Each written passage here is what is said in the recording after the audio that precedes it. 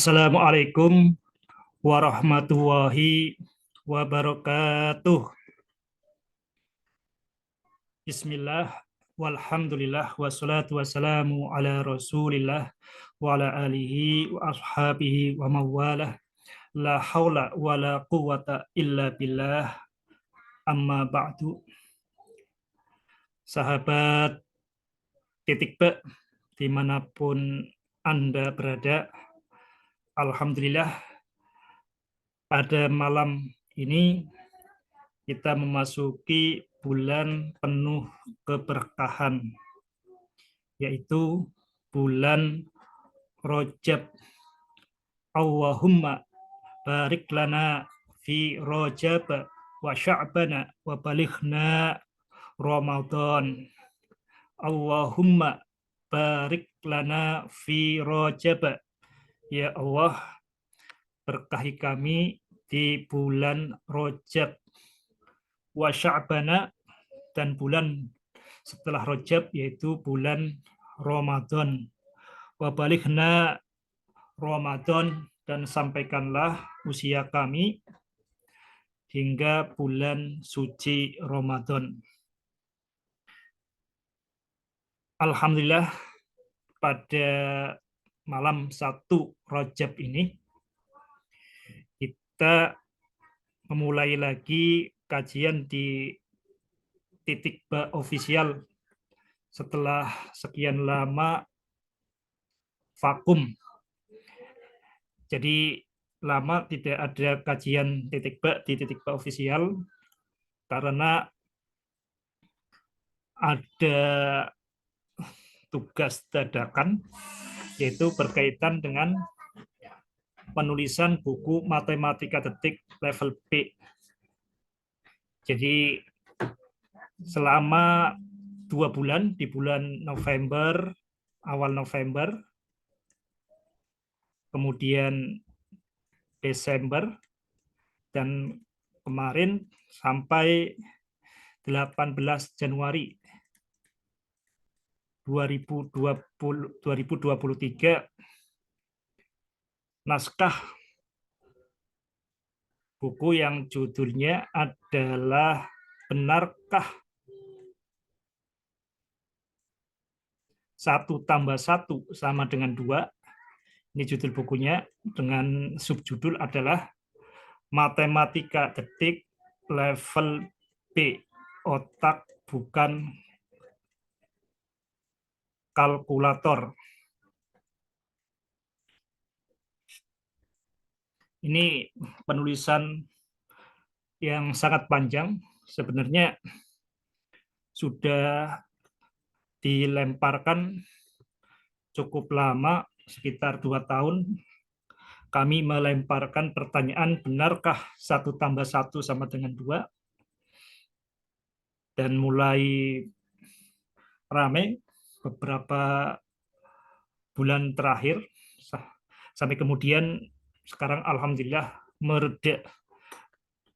Mudah-mudahan redanya perdebatan benarkah 1+1 sama dengan 2, itu berarti mulai ada keterbukaan dari Facebooker, ya, karena ini saya ramaikan di Facebook dan juga di grup WhatsApp tentang bahwa 1+1 sama dengan 2 ini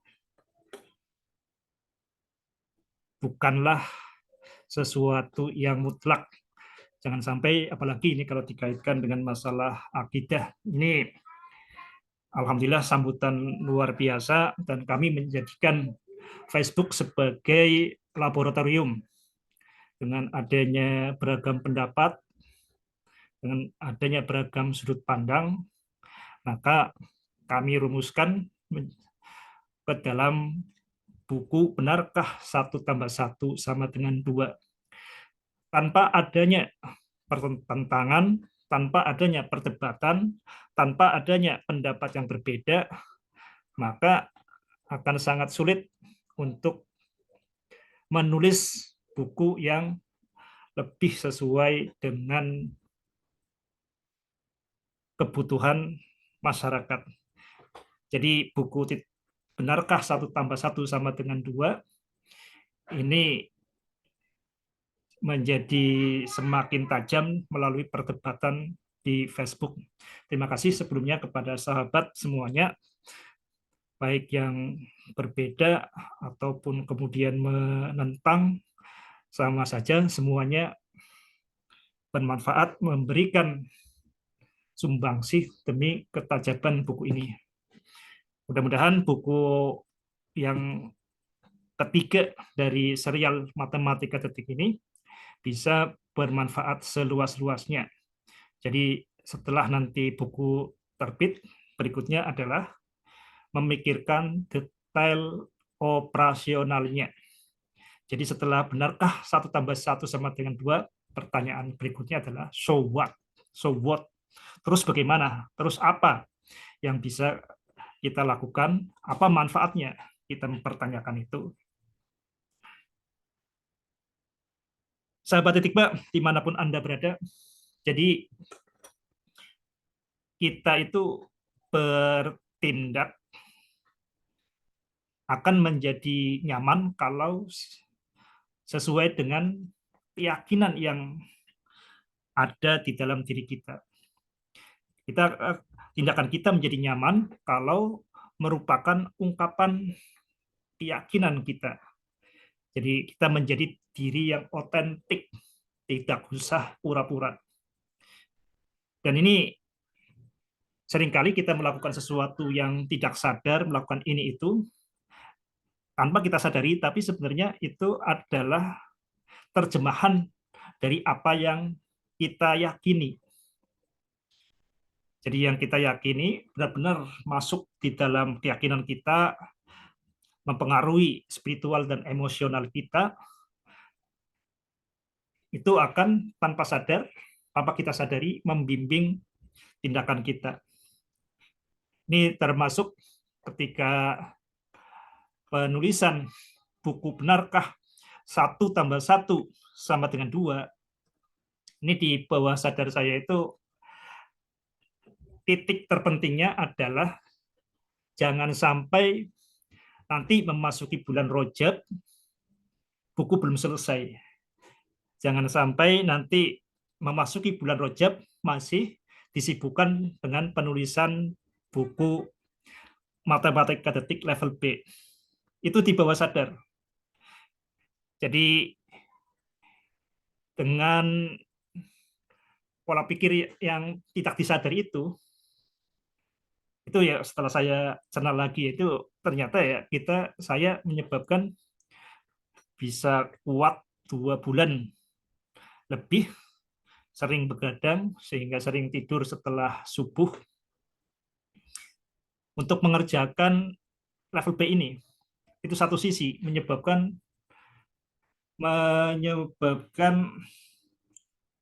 gas. Jadi digas selama 2 bulan lebih itu karena deadline. Karena deadline 1 Rajab 1444 Hijriah. Jadi sekarang adalah 1 Rajab 1444 Hijriah.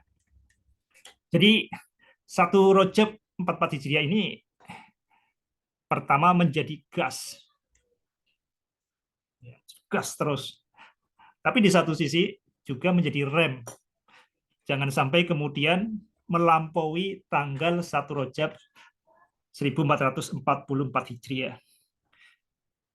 Ketika kita awal memulai, itu sesuatu yang susah. Karena manusia itu cenderung lembam, susah berubah. Ini hukum fisika yang sangat dasar, hukum 1 Newton. Jadi apapun itu akan cenderung mempertahankan kondisi semula. Al-aslu bako, makana ala makana. Kondisi asal itu kekal sebagaimana kondisinya. Kondisi awalnya bagaimana, nanti akan cenderung mempertahankan kondisi itu. Jadi untuk memulai itu sesuatu yang sangat susah. Tapi begitu memulai, yang susah adalah menghentikannya. Karena kita sudah bergerak. Karena kita sudah bergerak, maka cenderung akan terus bergerak. Jadi setelah memasuki penulisan, berikutnya terasa ingin menulis terus. Apalagi ada naluri pengen sempurna, pengen sebaik mungkin.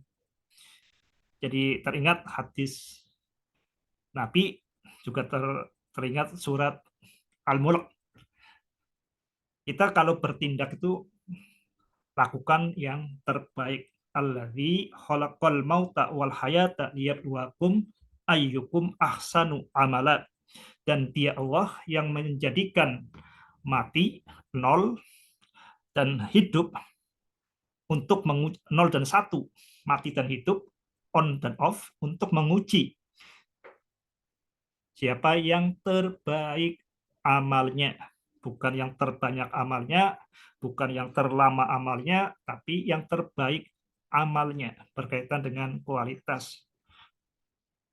Karena terpengaruh, ya bagaimanapun seorang muslim akan terpengaruh apalagi dari Al-Quran, dan juga secara alamiah karena sudah memulai bergerak, maka berikutnya adalah yang susah adalah mengeremnya.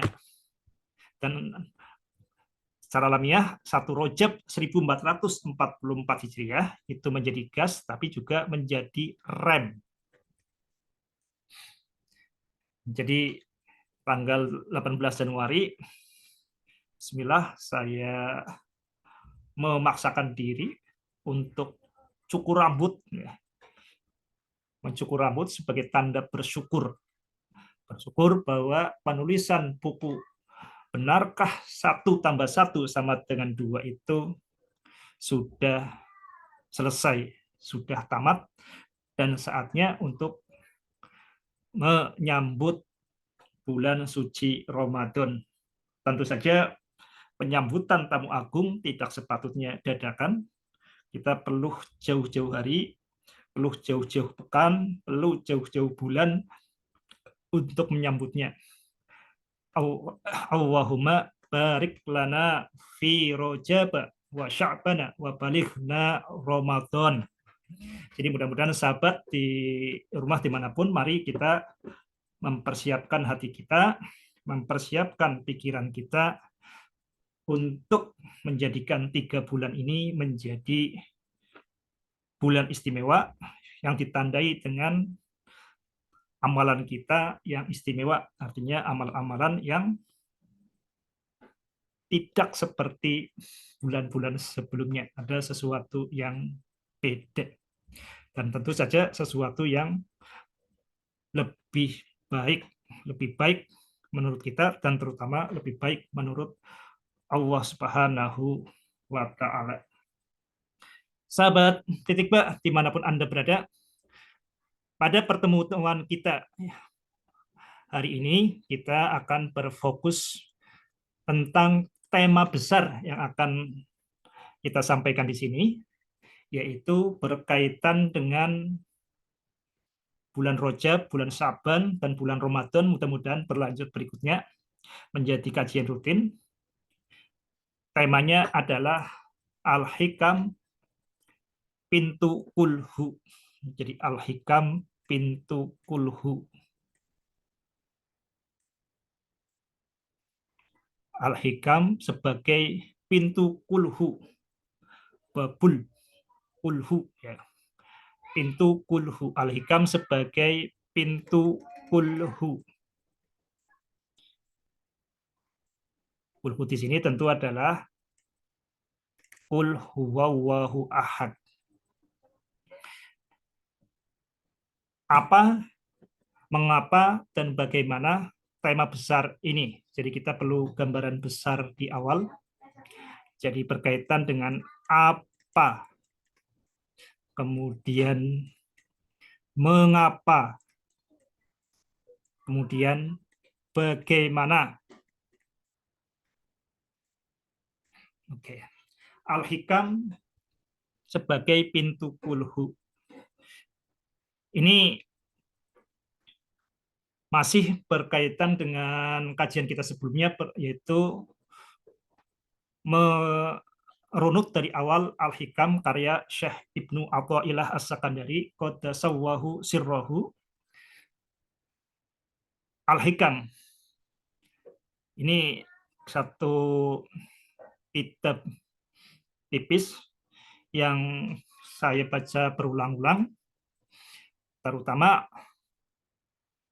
ketika mendasari belajar logika, belajar matematika, dan kemudian belajar fisika. Jadi ini Al-Hikam itu memandu saya dalam berpikir, ya. Tentu selain itu juga dalam berzikir. Jadi Al-Hikam ini kitab yang paling mempengaruhi, di antara kitab yang paling mempengaruhi diri saya, dan ini kitab yang paling mempengaruhi penulisan buku titik ba. Jadi Al-Hikam berkaitan dengan zikrullah dan kemudian berkaitan dengan tafakur. Tafakur ayat-ayat Allah.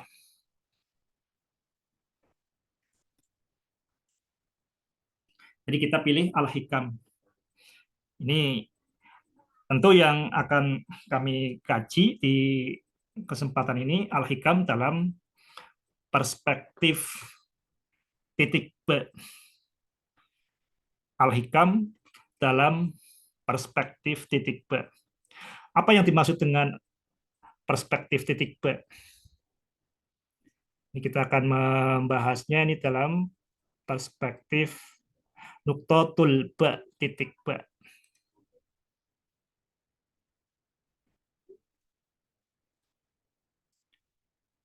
Jadi titik ba itu kalau subjudulnya di buku yang terbit di Republika dan sudah ini cetak yang kedua, itu tema besarnya, menjadi subjudul adalah segalanya satu, utuh tak terbagi, dan sejatinya tidak ada.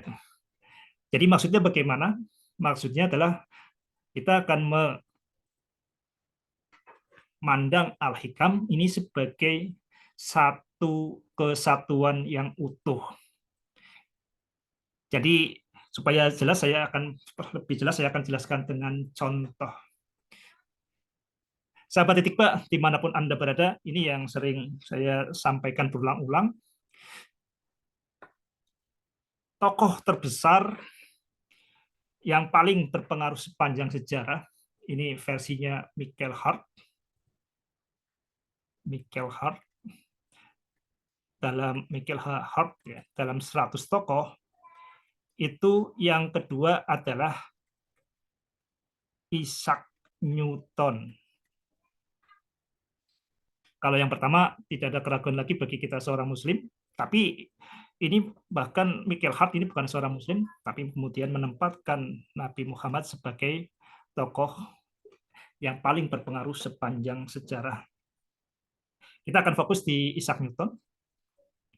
Kita akan bertanya apa yang menyebabkan Isaac Newton itu sebagai tokoh yang paling berpengaruh sepanjang sejarah. Idenya apa? Pikirannya apa? Tindakannya apa? Sehingga Isaac Newton itu dianggap yang paling mempengaruhi kehidupan kita sehari-hari. Ternyata gagasan Isaac Newton itu sangat sederhana, yang disebut sebagai hukum 1, hukum 2, hukum 3 Newton. Hukum 1 itu mengatakan apapun, hukum 1 itu menyatakan tidak apa-apa adalah tidak apa-apa. Jadi kalau tidak apa-apa, nah ini bacanya tidak apa-apa. Tidak apa-apa, maka tidak apa-apa. Nah, tidak apa-apa adalah tidak apa-apa. Nah, ini hukum Newton 1. Tidak apa-apa, maka tidak apa-apa. Nah, hukum Newton 2 ini hanya memperjelaskan yang pertama. Jika apa-apa, maka ini ya. maka apa-apa. Jika apa-apa, maka apa-apa. Dan untuk melengkapi hukum 1 dan hukum 2 itu kita sebut sebagai hukum aksi reaksi. Ini sebenarnya 3 hukum ini sebenarnya satu kesatuan saja. Satu kesatuan yang saling menguatkan. Jadi kita di ilmu eksak ya terutama ini berpikir konsisten itu sangat dasar, yang paling penting jantung dan tulang punggungnya berpikir eksak itu sebenarnya konsistensi. Entah di awalnya itu benar atau enggak itu, tapi konsisten ya dengan pikiran yang pertama. Jadi kalau kita punya aksioma, pilih itu, maka berikutnya adalah konsisten dengan aksioma itu. Itu pola pikir eksak seperti itu, konsistensi. Jadi kalau kita di A, ya kita akan fokus selalu di A. Yang lain, apapun itu hanya penjabaran dari A itu. Ini pola pikir tauhid, pola pikir apapun itu harus konsisten. Cuma bedanya fisika itu kan hanya cakupan kecil dari yang kita sadari.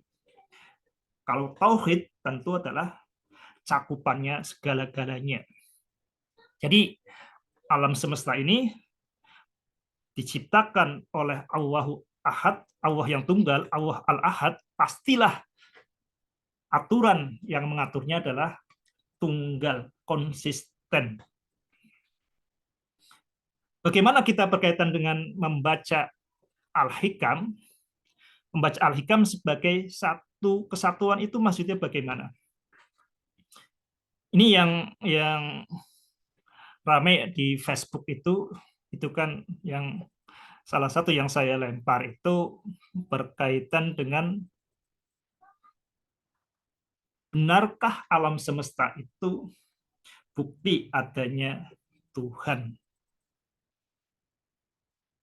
Ini yang ramai karena yang sering disampaikan dalam pelajaran-pelajaran akidah itu seperti itu. Alam semesta bukti adanya Tuhan. Dan ini ucapan tadi alam semesta bukti adanya Tuhan, ini ucapan yang muncul dari logika sebenarnya, dari pemikiran. Tidak ada di Al-Quran, di hadis yang menyebutkan alam semesta itu sebagai bukti adanya Tuhan. Tapi mengapa ini bisa bertahan begitu lama? Ini yang akan kita bahas lebih lanjut. Tapi di sini yang kemudian orang ketika berkaitan dengan ini ada yang mulai menerima menerima bantahan ya. Jadi menolak bahwa alam semesta bukti adanya Tuhan itu mereka kemudian yang bahwa dari Al-Hikam mengangkat satu kalam hikmah dari Al-Hikam, syattana baina man yastadillu bihi au yastadillu alaih, syattana sungguh berbeda orang yang menjadikan Allah sebagai titik awal, yastadillu bihi, jadi yang memulainya dengan bismillah atas nama Allah, dan kemudian yang menjadikan Allah itu berarti yang titik akhir, titik kesimpulan. Jadi jauh berbeda antara yang menjadikan Allah sebagai fondasi dan yang menjadikan adanya Allah itu sebagai konklusi. Jadi bisa kita anggap di sini orang yang menjadikan Allah sebagai fondasi, sandaran kita bertindak, itu berarti yang kita memulai tindakan kita dengan Bismillahirrahmanirrahim. Sedangkan yang menjadikan Allah sebagai konklusi, kemudian kita menemukan Allah melalui logika, itu seperti kita lupa baca basmalah. Jadi lupa membaca basmalah, ketika makan merasa bahwa makanan itu yang menyebabkan kita kenyang, menyebabkan kita memiliki energi, baru kemudian di tengah kita makan, kita sadar, maka kita mengucapkan Bismillahi awalahu wa akhirahu. Syatana baina man yastadillu bihi au yastadillu alaih. Kalau dalam perspektif titik ba, ini sebenarnya setiap bagian dari Al-Hikam ini saling kait mengkait, saling menjelaskan. Seperti tadi hukum Newton 1, 2, 3 itu saling menjelaskan. Syatana baina man yastadillu bihi au yastadillu alaih itu pun saling menjelaskan. Misalkan menjelaskan dengan kalam pembuka, kalam hikmah yang pertama. Min alamatil iktimati alal amali nuqsanur roja'i inda wujudis salali.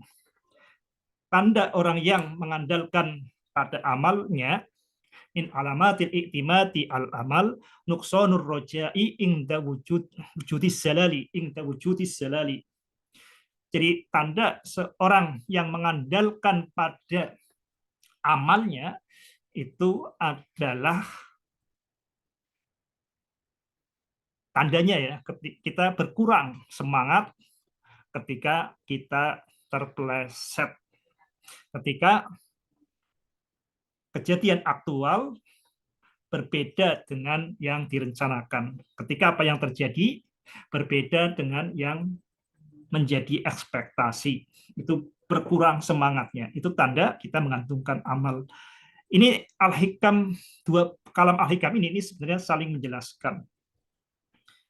Jadi orang yang mustadillu bihi, orang yang memulai Allah dalam pikirannya, dalam tindakannya, dalam ucapannya, itu berarti yang tidak mengandalkan amalnya. Sedangkan yang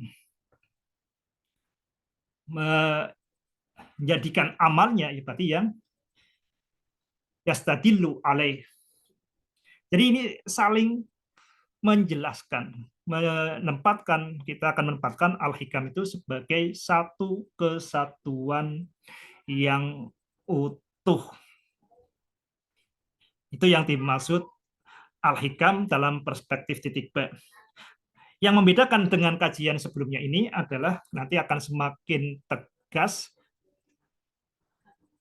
bahwa Al-Hikam adalah pintu untuk memahami Al-Quran. Dalam hal ini lebih tajam lagi, lebih spesifik lagi, Al-Quran surat ke-112 Al-Ikhlas.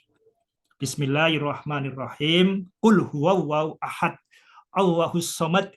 Lam yalid walam yulad walam yakullahu kufuwan ahad. Lam yakullahu kufuwan ahad.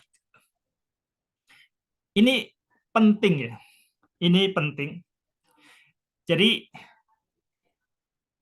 mengapa Al-Hikam itu layak dibaca? Ya karena Al-Hikam ini menafsirkan atau membuat operasionalisasi Al-Quran. Karena Al-Hikam ini berdalil pada Al-Quran. Kalau Al-Hikam ini tidak berdalil, tidak beralaskan, tidak berdasarkan, tidak menjadikan Al-Quran sebagai bukti, ya Al-Hikam ini tidak layak untuk kita pelajari, tidak layak kita pahami. Pertanyaan berikutnya, mengapa kita kemudian repot-repot mengkaji Al-Hikam? Kenapa tidak langsung ke Al-Quran? Sahabat titik Mbak, dimanapun Anda berada, ini akan mudah dipahami kalau kita kemudian misalnya belajar fisika. Mengapa kita belajar fisika? Belajar hukum Newton. Kenapa kita tidak langsung belajar kepada tanda-tanda dari Allah, yaitu belajar langsung ke alam semesta? Mengapa kita tidak belajar langsung saja ke fenomena apel jatuh? Dipelajari saja seperti itu. Kenapa kita repot-repot mempelajari hukum Newton? Sahabat Titik Ba, dimanapun Anda berada, jadi walaupun program kebenaran fitrah itu sudah ada di dalam diri kita, kita selalu membutuhkan orang lain untuk supaya lebih mudah untuk tumbuh. Apakah Anda, saya yang setiap hari melihat apel jatuh, batu jatuh, apapun jatuh ke bawah, kemudian memikirkan kenapa bulan tidak jatuh. Jadi kita itu cenderung terkurung dalam prasangka kita sendiri.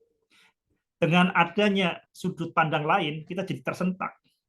Nah, kita susah memiliki sudut pandang lain kalau kita tidak tersentak. Bahkan kadang-kadang kita tersentak pun kita biasanya kembali ke sudut pandang semula. Itu pentingnya orang lain. Itu pentingnya guru. Jadi kita perlu belajar fisika untuk memahami, untuk bisa lebih peka membaca alam semesta. Dan kita juga perlu membaca Al-Hikam supaya kita lebih peka membaca Al-Quran. Apakah harus Al-Hikam? Ya tentu saja tidak harus. Apakah harus belajar fisika? Ya tentu saja tidak harus. Banyak jalan untuk bisa memahami alam semesta, banyak jalan untuk memahami Al-Quran, banyak jalan untuk memahami diri sendiri. Jadi di sini nanti akan kita lebih fokus sebenarnya Al-Hikam itu dalam perspektif titik B, dalam perspektif yang nanti akan kita gunakan, Al-Hikam ini terutama adalah detail operasional dari kulhu. Qul huwallahu ahad, Allahus somad. Jadi contohnya tadi dua kalam hikmah yang barusan saya baca, min alamatil i'timadi alal amali nuqsanur rojai inda wujudi zalali, itu adalah detail operasional Allahus somad. Syatana penaman yastadillu bihi au yastadillu alaih, itu adalah detail operasional dari Allahus somad. Qul huwallahu ahad, Allahus somad. Sahabat Titik Ba, dimanapun Anda berada, kita tidak perlu tergesa-gesa. Jadi yang penting adalah detail operasionalnya. Umat Islam itu sudah selesai dengan gagasan besar, yaitu Al-Quranul Karim. Tinggal yang penting adalah detail operasionalnya. Supaya kita lebih jelas ya, supaya kita tidak terburu-buru, kita harus yakin ilmu itu satu. Kita bisa belajar dari fisika. Hukum Newton yang intinya tidak apa-apa adalah tidak apa-apa. Itu kalau kemudian dijabarkan, itu bisa digunakan sebagai panduan untuk meluncurkan roket. Meluncurkan roket sehingga bisa memasang satelit di luar angkasa.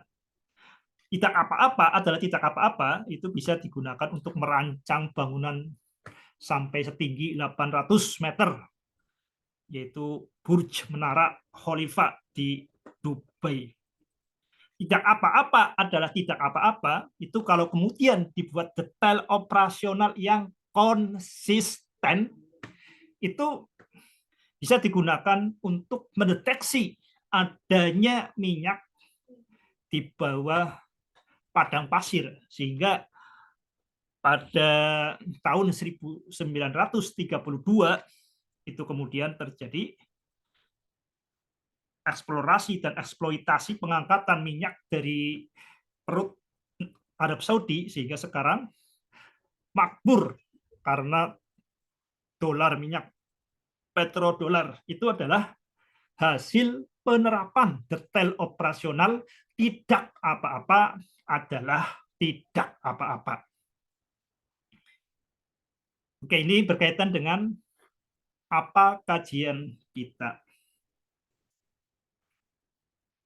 Berikutnya, kita akan membahas mengapa dipilih kajian ini. Sahabat titik P, dimanapun Anda berada, jadi ini yang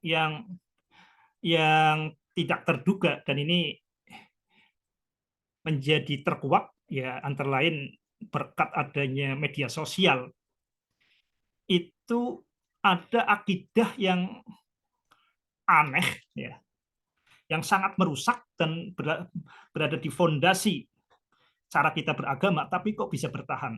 Kita bisa bandingkan akidah atau pola pikir geosentris. Kita bisa bandingkan akidah atau pola pikir yang masuk di pikiran umat Islam itu akidah yang namanya bumi datar, flat earth, bumi datar, flat earth FE, bumi yang flat.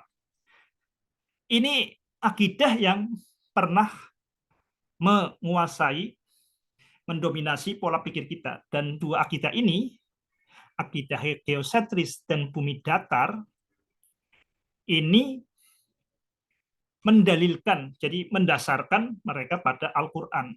Misalnya, akidah geosentris ini yang sering disebut itu merupakan detail operasional atau penjabaran penafsiran dari surat Yasin ayat 38.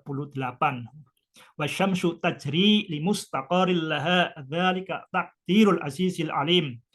Dan matahari berputar pada porosnya, pada lintasannya. Dzalika taqdirul azizil alim. Demikianlah takdir dari Allah Al-Aziz Al-Alim.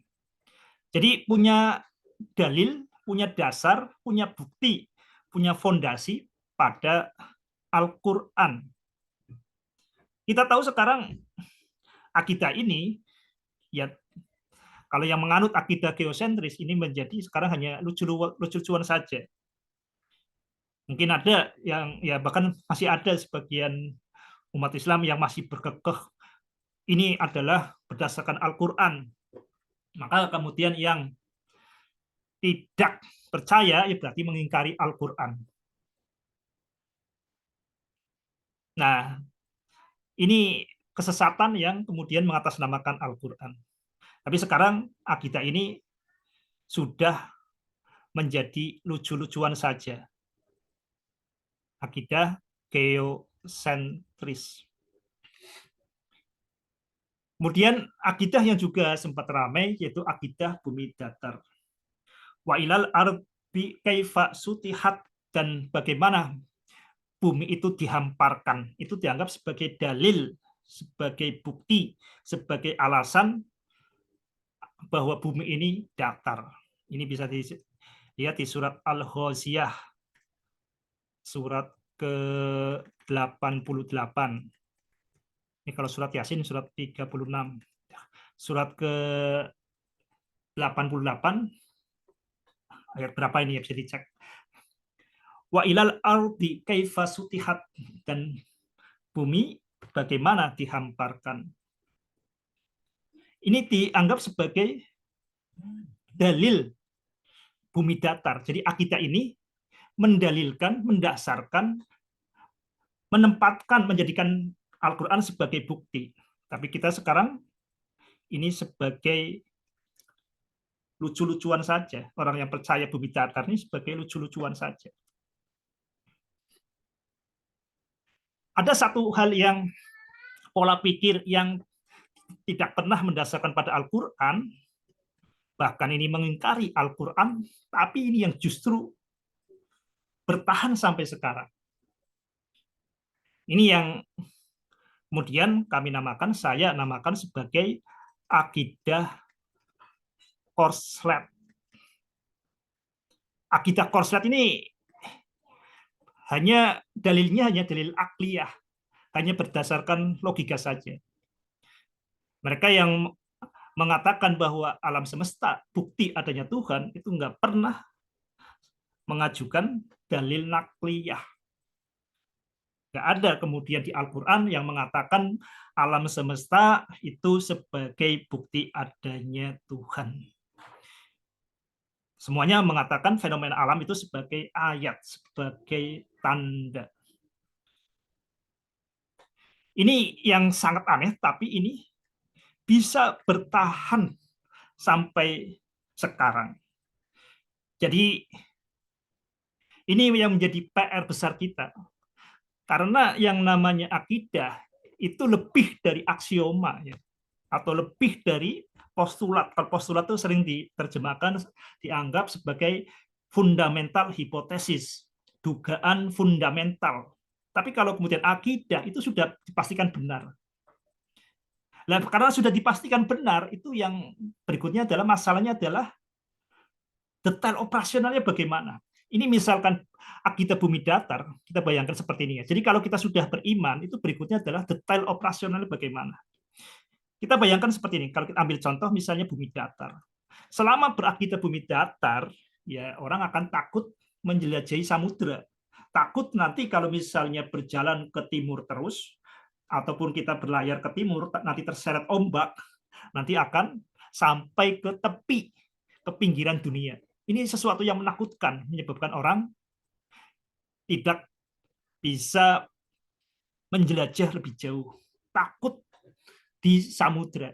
Tapi begitu kemudian disadari bumi itu tidak datar tapi bulat, bahkan bisa dihitung kelilingnya berapa orang, berani kemudian terjadi penjelajahan. Jadi ini dengan sesuatu yang diubah sedikit karena ini berkaitan dengan sesuatu yang sangat dasar, berkaitan dengan akidah, ini dampaknya luar biasa.